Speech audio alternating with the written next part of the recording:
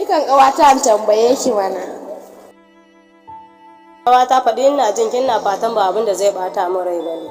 Kin ga Allah ya baki hakuri, na ga yin kafin na faɗi maganar ranki har ya ɓaci.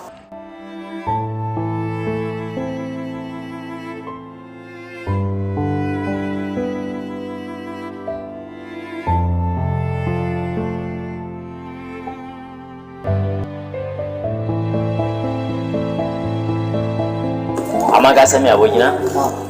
Gaskiya ban fahimce ka wani ma gaba da na ga ka bi kaga da Allah ka bi kada mu ne labarin a ba wani ne ce take da shi wa cikin yan matan garin nan gaba daya ma in zaka tace ka ganta cikin matan garin ka sata cikin layin mutane ni kaga da Allah ka dakata ni in dai zaka na min irin wannan batta ko wallahi za mu samu matsala da kai ka sani duk garin nan ba yarinyar da nake so irin Ladidi amma kai kuma ba yarinyar da ka sa mata irin ta to kai kana ta magana ga kan Ladidi in na zage ta sai me ba zagin ta ne ba ne ce kawai ba ta da kyau ne a cikin matan gari ko kuma kai ka mai da ta wai wata nation ta yana da wani people ne a cikin mata ne koya ne ban sani ba amma kai kana ta magana Ladidi to ka bata rai akan Ladidi sai me to ka bata rai mana in mun bata wani abu ne ba dai akan Ladidi ba ne ba damuwa haka kace ni tun da nake da kai wallahi tallahi Iyasu ban taba tunanin zaka iya furta min wannan bakakken maganganu amma yau ka nuna min asalinka ko ba damuwa ina so ka sa a ranka in dai ina numfashi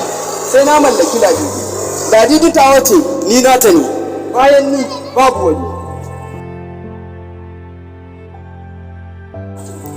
abokin ni dai sai dai kai hakuri na san Ladidi ba samu da zaka yi ba kaga matsala ni fa in dai kana irin Jafaru wallahi yanzu na ga Ladidi tana saiwa da wani a can. Ladidi na tana saiwa da wani? Na ganta tana saiwa da wani. Ladidi na dai. Ladidi ka tabbata? Amma wallahi ku yan wahala ne da kai da abokan gaba ɗaya wallahi yan wahala.